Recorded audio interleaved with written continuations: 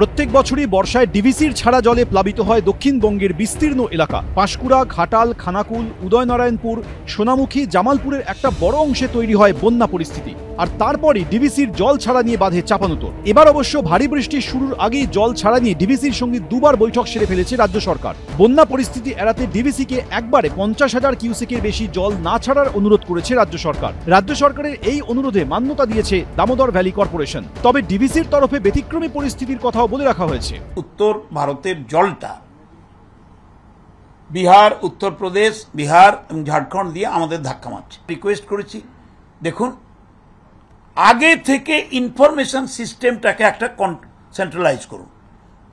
তার প্রথম সোপান আমরা এই সেচ ভবনে, জলসম্পদ ভবনে সেন্ট্রাল ইনফরমেশন কন্ট্রোল রুম খুলেছি।